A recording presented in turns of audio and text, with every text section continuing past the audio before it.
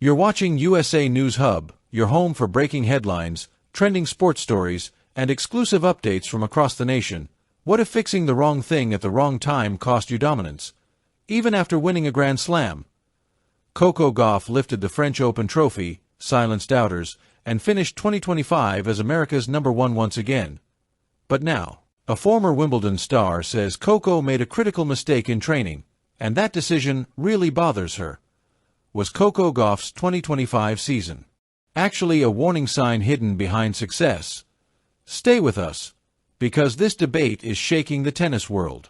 Coco Gauff's 2025 season will forever be remembered as one of contradiction. On paper, it looks brilliant: second Grand Slam title, stunning French Open victory over Aryna Sabalenka, another year finishing as American #1.2 WTA titles, including a powerful run at the Wuhan Open. Yet beneath the trophies, beneath the smiles, beneath the highlight reels, a storm has been brewing, a debate so intense that it now questions whether Coco Gauff, the face of American women's tennis, focused on the wrong priorities at the most critical point of her development. And at the center of that debate, one shot, one decision, one training choice. Her serve, just 21 years old, Coco Gauff already has a resume most players never achieve in an entire career: 2 Grand Slam titles, multiple WTA finals appearances, billions of impressions worldwide, role model far beyond tennis. But 2025 was different. It wasn't the clean, dominant march fans expected after her US Open breakthrough and rapid rise to superstardom. Instead, it was uneven. Some weeks Coco looked unstoppable, athletic, fearless, mentally locked in. Other weeks, she looked vulnerable. Double faults, shaky service games, momentum swings that felt unnecessary. And while she still won the French Open, a monumental achievement, critics argue the warning signs were impossible to ignore. Brain Alexandra Stevenson speaks out. Enter Alexandra Stevenson, a former Wimbledon semi-finalist, a Grand Slam doubles champion, player who shared the court and a title with Serena Williams. When Stevenson speaks about elite tennis development, people listen. And on the Inside in Tennis podcast, she didn't hold back. Stevenson openly questioned the order in which Coco Gauff chose to address her technical issues. Her words were blunt. Her tone was frustrated. And her message was clear: Coco Gauff fixed the wrong thing first. Warning: that really bothers me. The serve debate. According to Stevenson, the biggest problem on the WTA Tour today isn't power, it's not fitness, it's not even mental toughness, it's the serve. And Coco Gauff, she argues, became a symbol of that issue. Stevenson pointed out that Gauff spent significant time addressing her forehand mechanics, a shot that, while imperfect, was never her biggest liability. Meanwhile, her serve continued to leak points. Double faults mounted. Pressure moments became unpredictable. Stevenson said this imbalance really bothers me, emphasizing that the serve is the foundation of elite tennis, especially in the modern game. You don't just start points with it. You control matches with it. You protect leads with it. You survive pressure with it. Magnifying glass tilted left the last-minute fix before the US Open. Perhaps the most alarming detail: Coco Gauff didn't fully commit to fixing her serve until right before the US Open. That's when she hired biomechanical coach Gavin McMillan, respected specialist. Serious move. But also a late one. Stevenson praised the decision, but questioned the timing. Why now? Why not earlier in the season? Why wait until the biggest pressure cooker in tennis to rebuild the most important shot in the game? In elite sports, timing is everything. And this, critics say, may have cost Coco consistency throughout 2025. DNA: why the serve matters more than ever.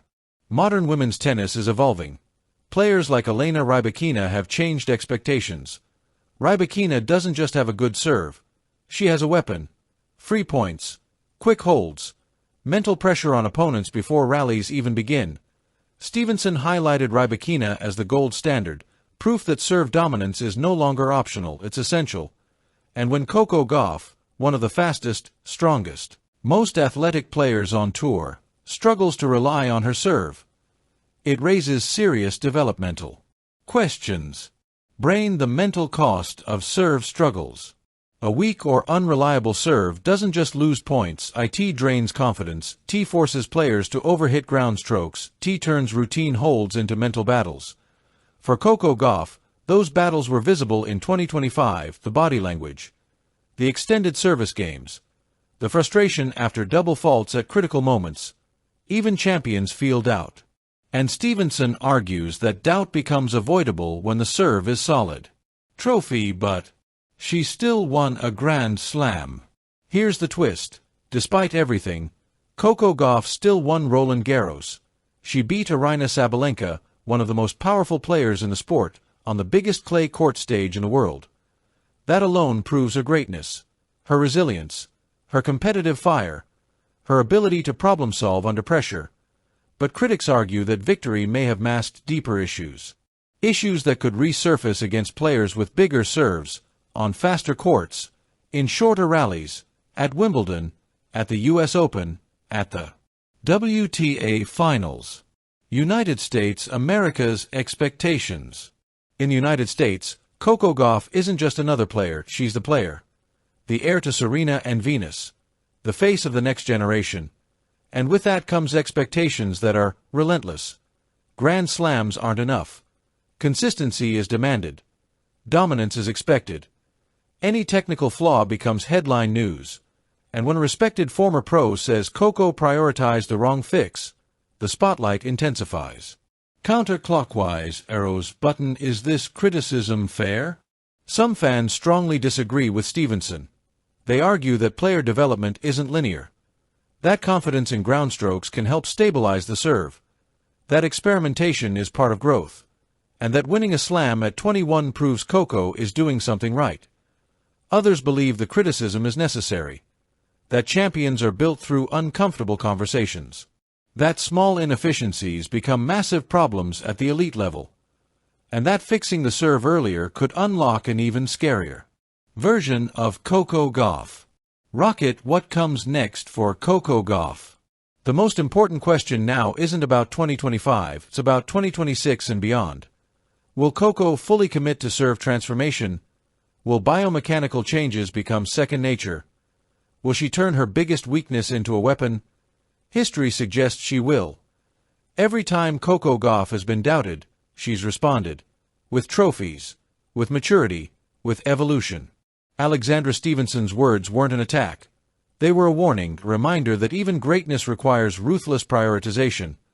Coco Gauff didn't fail in 2025, she succeeded. But the margin between success and dominance is thin. And in modern tennis, the serve decides everything. If Coco gets it right, the tour should be terrified.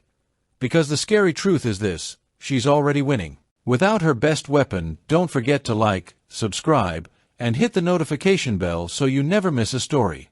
That's shaping America and the world. We'll see you in the next update.